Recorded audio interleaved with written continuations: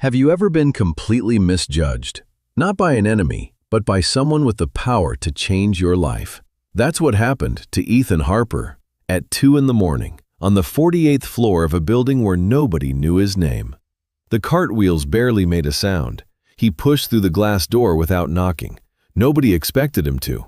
2:03 a.m. Nova Forge Tech Tower, New York City.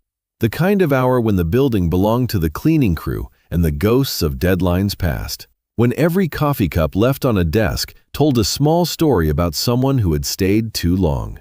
In the corner office at the end of the hall, Isabella Montgomery sat in her leather chair with her eyes closed. Not asleep. She hadn't slept more than 4 hours straight in 6 weeks. Isabella was 33 years old. Blonde hair pinned up like armor.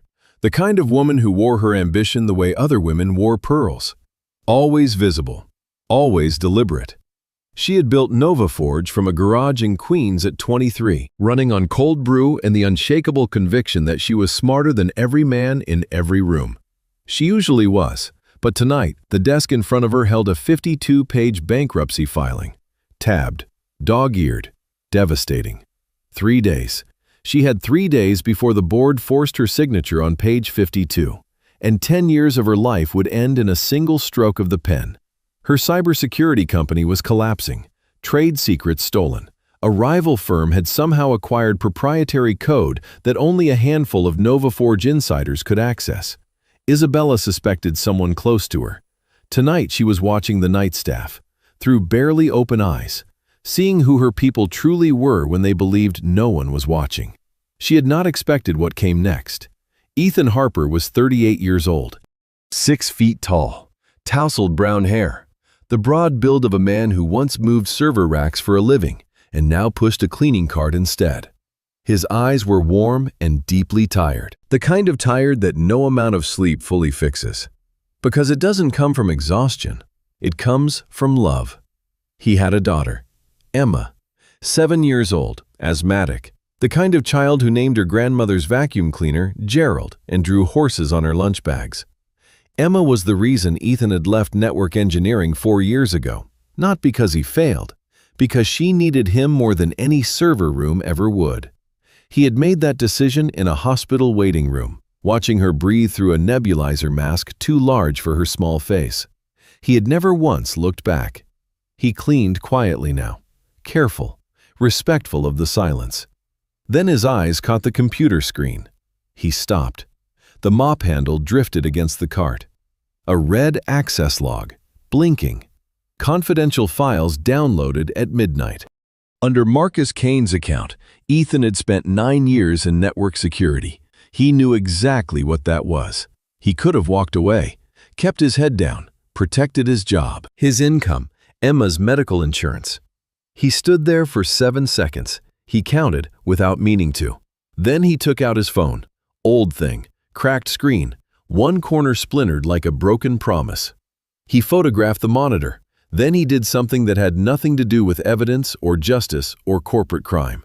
He walked to the small kitchen alcove, poured a glass of water, set it on the corner of Isabella's desk beside a folded sticky note. Hope tomorrow is better. The janitor. He left without a sound. Isabella did not move. But behind her closed eyes, something shifted. The way early light shifts before the sun actually clears the horizon. You can't see it yet, but somewhere deep in your chest, you know it's coming. She had been testing him. She had not expected to be moved by him. What Ethan couldn't know, as he wheeled his cart back toward the service elevator, was that in those 7 seconds of decision, he had set in motion the most important chain of events in both their lives. Stay with us, because what he does next, alone in the basement at 2:37 a.m., will put everything he loves on the line. The basement break room smelled like burnt coffee and stale ambition. A folding table, 4 plastic chairs, a coffee machine that had been limping toward retirement since the second Obama administration. Still technically functional, but only out of spite. Ethan sat in the far corner with his cleaning cart parked just outside the door and stared at the photograph on his cracked phone screen. 2:37 a.m. He recognized the pattern immediately in his former life. The one with the badge and the lanyard and the meetings where someone always had a better chair. He had documented exactly this kind of activity. Unauthorized file transfer.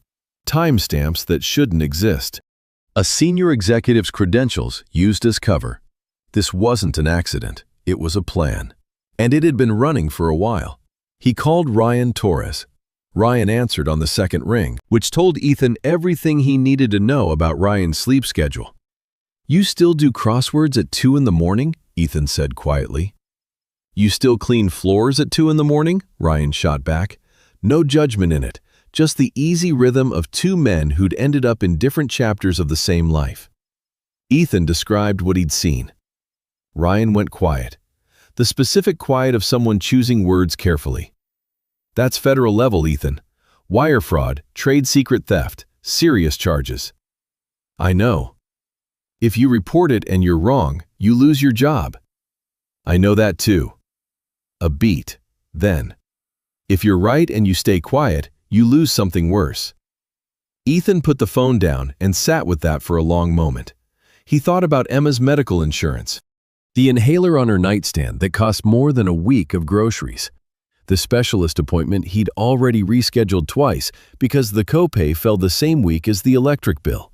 The electric bill had won both times. He thought about what it felt like to sign the divorce papers 4 years ago and look across the table at a woman who wasn't wrong to leave. Only wrong about who he'd become once she had. Then he thought about the glass of water sitting on a desk 48 floors above him. Hope tomorrow is better. He had meant it when he wrote it. He always meant what he wrote. He drafted an anonymous report to the FBI. Careful, technical, precise. The professional vocabulary came back to him the way old skills do. Steadily, without fanfare, like muscle memory that never really left. He attached the photograph. He did not sign it. He hit send. Then he closed his eyes for 4 seconds. The way Emma did when she was trying to be brave about something. Then opened them again. He almost didn't call her. It was late and she needed sleep. But she'd texted him 3 times before his shift, the typing bubble appearing and disappearing before finally collapsing into a single crying face emoji. So he video called home. Emma's face filled the screen, her grandmother's old quilt pulled to her chin, eyes red-rimmed and swollen. "Hey, Bug," Ethan said softly, "tell me." She told him in the halting, hiccuping way children tell hard things. A boy at school had announced to the whole lunch table that her dad was a janitor, that janitors were nobody. The table had laughed, and she hadn't been able to breathe right for almost an hour afterward. Not entirely from the asthma. Ethan's throat tightened. He swallowed it down. "Emma." His voice came out steady, the kind of steady you learn when you have no other option. "I'm not rich. I clean floors and push a cart. And some days, that's a hard thing to carry. But I always do what's right, even when no one is watching. You understand that?" A pause. "Especially when no one is watching." Emma wiped her nose on the quilt. Behind her, her grandmother stood in the soft lamplight, pressing her lips together in the quiet way of women who have lived long enough to hold their tears back for the car ride home. "I'll be there before you wake up," Ethan promised. "And I'll make the pancakes with the chocolate chips shaped like horses." "Promise?" she whispered. "Promise." He ended the call and sat in the dark for 1 moment longer than he needed to. What Ethan did not know was that 48 floors above, Isabella was watching. She had pulled up the basement security feed while reviewing footage across the building. Part of her quiet, methodical effort to identify whoever had sold her company's secrets. She had expected to find something clinical, a pattern, a transaction. Instead, she found a man whose face transformed completely when his daughter appeared on a phone screen. She couldn't hear the words, but she didn't need to.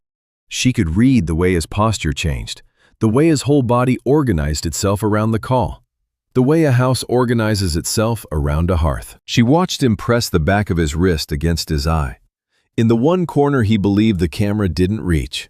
Isabella had a firm rule about not crying at work. She had kept it for 3 years. She looked away from the monitor, out at the city, at the lights that never went out, and felt the weight of her own solitude land differently than it usually did. Not as a discipline, Not as a choice, simply as a loss. The next morning, Marcus Kane arrived with a practiced smile and a flat white, asking how she was holding up before the board meeting. He straightened his cufflinks. He called her Izzy, which she had asked him to stop 17 times. She smiled back. Behind her eyes, she was already making a comparison she hadn't planned to make. Over the following days, she pulled Ethan's schedule earlier, small pretext to have him on the upper floors, where she could observe without being obvious about it. She watched him fix a broken coffee machine in the executive break room without being asked, without mentioning it to anyone afterward. She watched him sit for 20 minutes with old Gerald, the night security guard. After the man received word that his son wouldn't be coming home for Christmas, Ethan didn't offer silver linings or advice. He simply didn't leave. Watching through the monitor one evening, Isabella wrote 4 words on a notepad, then stared at them for a long time. She did not show them to anyone. And somewhere beyond the camera feeds and the quiet basement corridors, the FBI was already moving, the way justice sometimes does, almost silently until the moment it isn't. Keep watching, because in 3 days, the board meeting will be interrupted by something no one in that room will ever forget. The Nova Forge boardroom on a Thursday morning looked the way boardrooms always look when something irreversible is about to happen. Expensive, quiet, slightly too cold. 12 people around a mahogany table, water glasses still full, legal pads still clean. The kind of silence that has its own pressure. The kind that makes you aware of your own heartbeat and the precise distance between yourself and the nearest exit. Isabella sat at the head. The 52-page bankruptcy filing lay open in front of her, turned to page 52. Her pen was uncapped. The board watched her with the careful neutrality of people who had already made up their minds, simply waiting for the formality to catch up. Marcus Kane sat 3 chairs to her left, tie perfectly knotted, expression arranged into something approximating concern. The polished, practiced look of a man who already knew the outcome, performing surprise for an audience he had badly underestimated. Isabella's hand moved toward the page. The doors opened. Not the way doors open when someone is late. The way they open when someone has a warrant. Special Agent Sophia Reyes entered ahead of 2 federal agents, badge visible, her manner carrying the specific calm of someone who has performed this particular scene enough times to know the precise sequence.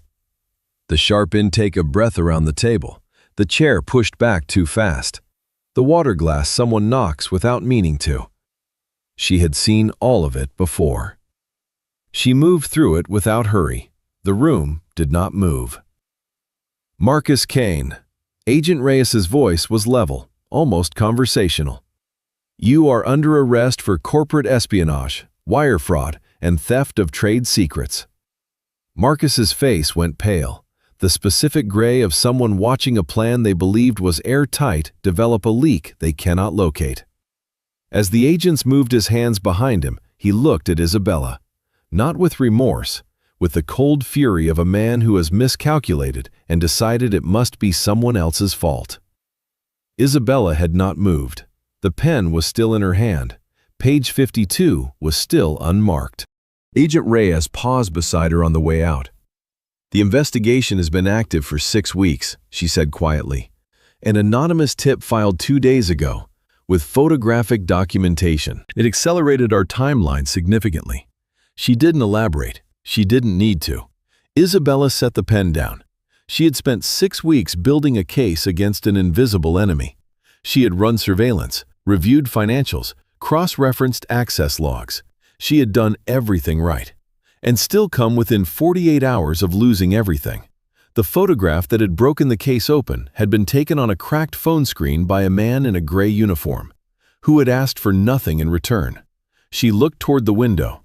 48 floors below, or perhaps only 2 corridors away, Ethan Harper was going about his morning, quietly, without any awareness of what he had just made possible.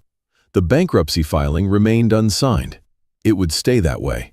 That afternoon, she locked her office door, pulled up the security footage, and watched the full sequence from beginning to end. The moment Ethan's hand stilled at the cart, the recognition moving across his face. Not curiosity, The expression of someone who has found something they were hoping not to find. 7 seconds of stillness. Then the decision. The photograph, the kitchen alcove, the glass of water. Then the basement. Emma on the phone. The quilt. His wrist pressed to the corner of his eye in the one spot he believed the camera didn't cover. Isabella pressed her fingers against her mouth and held them there. She had spent 3 years constructing walls around herself. Efficient, well-lit. Walls she had told herself were professionalism, strength, necessary discipline for a woman in her position. She understood now, watching that footage, that she had been wrong on every count, and that the person who had quietly begun to dismantle those walls had never once tried to, had simply shown up, had simply been exactly who he was, in the dark, when he thought no one was looking. She said it to the empty room, because it needed to be said somewhere. You are not just a janitor. She found him in the east corridor, pushing his cart toward the service elevator. The fluorescent light overhead had a slight flicker the facilities had been asked to fix for 3 weeks and had not. Ethan! He stopped, turned, warm eyes, a little surprised. She had prepared something measured on the elevator ride down. Something that acknowledged the contribution without making it awkward. The kind of carefully constructed gratitude that survives a shareholder meeting. What came out instead was direct, unpolished. Why did you do it? Do you understand what you put at risk? He met her eyes without rushing to answer. I'm raising a daughter alone, he said. Every day I try to live in a way that she can point to later and understand. Not for an audience. Because she is always watching. Even when I can't see her doing it. She's 7. A pause. They always are. He looked down at the card handle for a moment, then back up. Kindness isn't a tactic. It's how I stay honest with myself. Isabella had addressed Senate subcommittees. She had navigated hostile takeovers, closed 7-figure contracts before lunch. She had no prepared response for this man. He was already walking away. Not coldly, but with the quiet self-possession of someone who had said what he meant and expected nothing from the saying. That was when Marcus Kane was being walked through the lobby below. Someone told her later that Marcus had turned at the revolving doors and muttered something the agent beside him had to ask him to repeat. That janitor, he's going to regret this. It was, on its face, a small threat. The kind that sounds like bluster. But Marcus Kane, out on bail and stripped of everything he had spent years accumulating, was not bluster. He was a careful man with a particular skill. And the most dangerous thing he had left was the ability to make a lie sound like common sense. By the end of the day, Ethan Harper's name was already moving through the building. The photograph had saved the company. But the real fight, the one that would cost Ethan something much harder to replace than a job, was only just beginning. Don't go anywhere, because when Marcus makes his move, it won't be with lawyers. It will be with something far more difficult to defend against. A story that sounds almost true. Isabella called him into her office the following Tuesday, a clear autumn afternoon, the kind New York produces occasionally in October, as if to remind everyone why they stay. She had prepared a formal offer, printed, bound, precise. The title read, Ethics and Integrity Department, Senior Director. She had revised it 3 times before settling on the wording, which was unusual for her. Isabella Montgomery did not typically revise things 3 times. She slid it across the desk. The salary is 5 times your current rate, Isabella said. The position is yours, no conditions attached. He was quiet for a moment. I'm grateful, he said, truly. But I didn't do what I did for a reward. He almost smiled. Not apologetically, but with the settled warmth of a man whose priorities have long since stopped being complicated. I just want to go home to my daughter. You don't owe me anything, Ms. Montgomery. He said it plainly. He meant every word. Isabella heard it differently. She processed, you don't owe me anything, as negotiation. The opening move of a man who knew his value and was waiting for a better offer. She made a mental note. Add equity, long-term vesting, perhaps a technology stipend. She was wrong about all of it. She would figure that out in a school parking lot, 3 days later, in the rain. She told herself she was taking a walk, getting air, thinking through the equity structure. It was entirely coincidental, she maintained, that she was standing half a block from Jefferson Elementary at 3:15 on a Wednesday when the final bell rang. She stood on the sidewalk in her cashmere coat, the one she wore to depositions and keynote addresses, and watched. Ethan waited at the school gate with the particular attentiveness of a parent scanning for one specific face among dozens. When Emma appeared in the doorway, his whole body shifted, shoulders dropping, jaw softening. The way a person looks when something they were unconsciously bracing for turns out to be fine. He crouched to her height like it cost him nothing. Then she heard it. A boy, maybe 9, backpack loaded with stickers. Voice carrying with the easy confidence of a child who had never once been made to feel small. That's her dad. He mops floors at some office building, in a different state, outside a different school. She had buried it so thoroughly under achievement and momentum that she had nearly forgotten what it looked like from the outside. Then Emma's breathing changed. Short, shallow, wrong. Isabella moved before she thought about moving. She was across the street and beside Emma before Ethan had processed her presence. Her coat hit the pavement. Her good shoes were irrelevant. She took Emma's hand. Calm, firm, the way you hold the hand of someone frightened. Breathe with me, sweetheart. Slow, like birthday candles. 1, 2. There you go. Ethan had the inhaler out with the swift, practiced efficiency of someone who has done this in parking lots and grocery stores and once on a city bus. His hands did not shake. He had made his peace with that particular fear a long time ago. Emma's breathing steadied. Color returned to her face in slow increments, like a light being turned up gradually. The boy with the stickers had gone very quiet. After the paramedics had confirmed Emma was fine and sent her home with her grandmother, Ethan and Isabella stood on the sidewalk as the school emptied around them. A dry leaf skittered past on the wind. Someone's radio played something old and unhurried from a second-floor window. "You're a CEO," Ethan said. His voice was honest and without resentment. "I clean floors.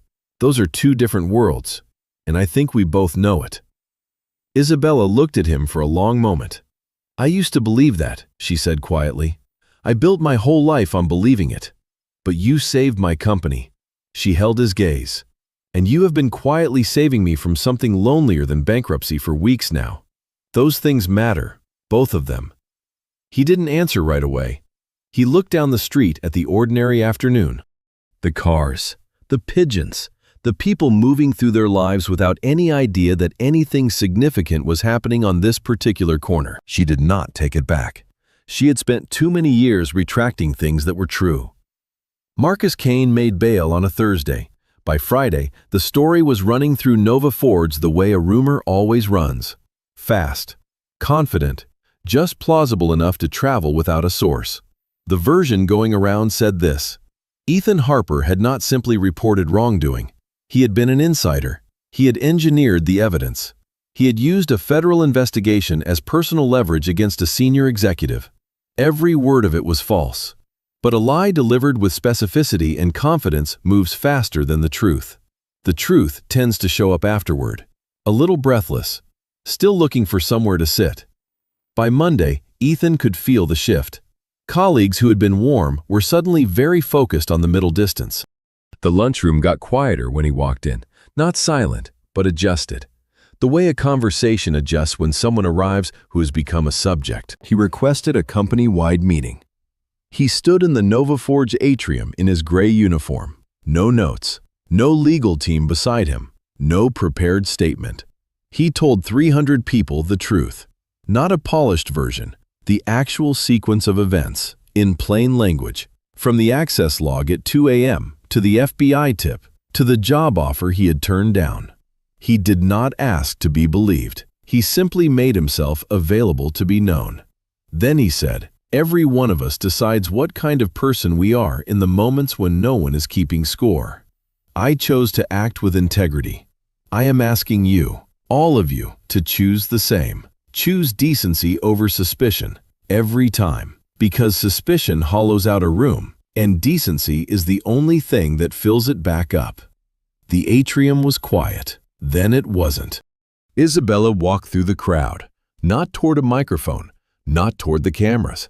She stopped in front of Ethan, put her arms around him, right there, in front of everyone. The way you hold on to something you almost lost before you understood what it was. "You saved this company," she said, her voice low and meant only for him. "And you reminded me what it actually means to lead one. That's not a small thing, Ethan. That is everything." Additional evidence surfaced against Marcus within the week. His bail was revoked. The case against him was ironclad and growing heavier by the day. 300 people had witnessed something they hadn't come to a company meeting expecting to see. Not a rebranding announcement or a restructuring memo, but a man standing inside his own integrity, fully undefended, proving by example that it was enough. Stay with us, because 3 months later, at the company's holiday gathering, Isabella will step onto a stage and say something that will stay with you long after this story ends. 3 months is a short time in the life of a company. It is a very long time in the life of a heart. Nova Forge's revenue rose 40%. Contracts that had gone quiet during the scandal returned one by one. Cautiously at first, the way people return to a place after something difficult has happened there, wanting to believe it's better now, relieved to find that it is. New partners came asking to be introduced. The board, which had sat in that cold boardroom watching Isabella uncap a pen over page 52, was now debating expansion timelines.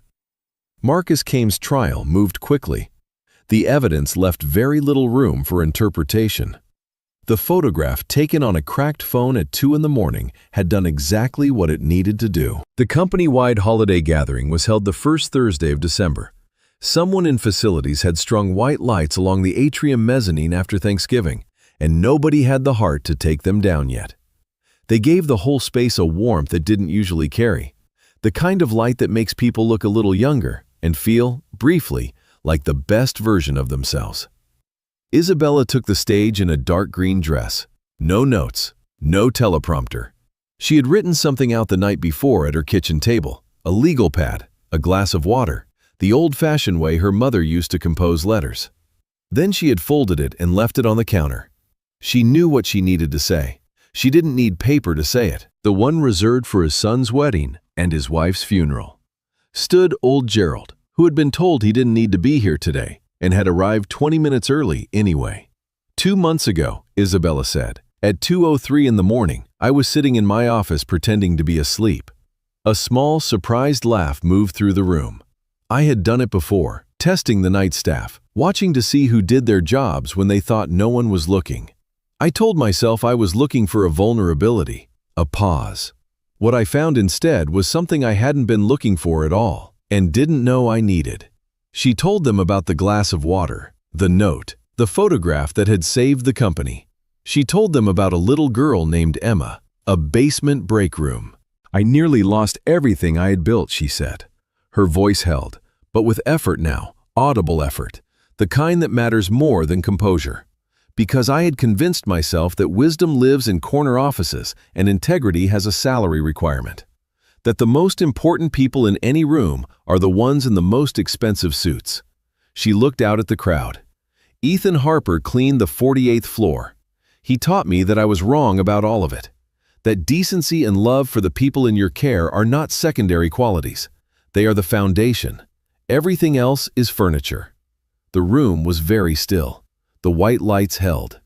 She stepped down from the stage, not toward the media team, not toward the prepared remarks for the reception afterward. She walked through the crowd. He stood near the back in a collared shirt he had ironed himself, wearing the dress pants he'd found in the back of his closet. That morning, Emma had inspected him over her pancakes and declared, with full 7-year-old authority, that he looked very official, Daddy, like a principal. Isabella took his hand. In front of 300 people and the December lights and old Gerald standing very straight in his good jacket. She said the thing she hadn't written down. Because some things can't be drafted in advance. I don't want you to be just an employee. Clear, certain, entirely undefended. I want you to be the man beside me, and beside Emma. 1 second of silence. Then the stage door opened. Came running across the atrium floor with her arms flung wide. She hit them both at hip height. Laughing the way children laugh when the world is exactly as it should be, completely, without reservation, with no idea how hard the adults around her had worked to arrive at this moment. The room came apart in the best possible way. Before the applause had fully settled, Ethan crossed the atrium to where old Gerald was standing and pressed a small wrapped gift into his hands. "For every night you kept the lights on," he said, "and for being here today." Gerald looked down at the package. He pressed his lips together with the particular determination of an older man who has decided he will not cry in public, a decision he was clearly losing. In the space between the applause and the next ordinary moment, something settled over that atrium that has no name in any quarterly report. It felt like a room remembering what it was built for. It felt like the moment a grandchild reaches up and takes your hand without being asked, and you understand all over again exactly what it was all for. We are almost at the end of this story, but the most beautiful moment is still ahead. 1 year later, in Central Park, something will be said under golden October trees that you will carry with you long after this video ends. 1 year is enough time for a great many things. Enough time for a company to stop looking over its shoulder and start looking forward. Enough time for a little girl to stop having nightmares about a school parking lot and start dreaming about horses again. Enough time for 2 people to learn each other's coffee orders and Sunday silences. And the particular way the other one goes quiet when something is wrong. Not the cold quiet of distance, but the warm, trusting quiet of someone who no longer needs to perform being fine. Enough time, in other words, to begin. It was October in Central Park, one of those mornings New York produces sometimes in the fall. Air sharp, light, golden. The kind of morning that makes you want to call someone you haven't spoken to in far too long. Or simply sit on a bench and breathe the way your doctor has been suggesting for the better part of a decade. And this time, actually mean it. Emma ran ahead on the path near the conservatory garden, arms slightly out, the way children run when they are simply and completely happy. Ethan walked beside Isabella in a good coat, the kind with decent buttons, the kind you don't need to apologize for anywhere. He was Nova Forge's senior advisor for ethics and integrity now, a title he had accepted the morning after Emma had studied the offer letter over breakfast and applied her full 7-year-old reasoning to it. "Is it a good job, Daddy? Then why are you still thinking?" He had signed before the pancakes were done. Their hands brushed occasionally as they walked. The unhurried negotiation of 2 people who have already made their decision but are still enjoying the process of arriving at it. The way you linger over the last bite of something good, because you know it's the last bite. "I have a confession," Isabella said. Ethan looked over at her. "When you were on the night rotation, I used to time your cleaning rounds. 40 minutes was the benchmark. I had a spreadsheet." She paused. "I was not well."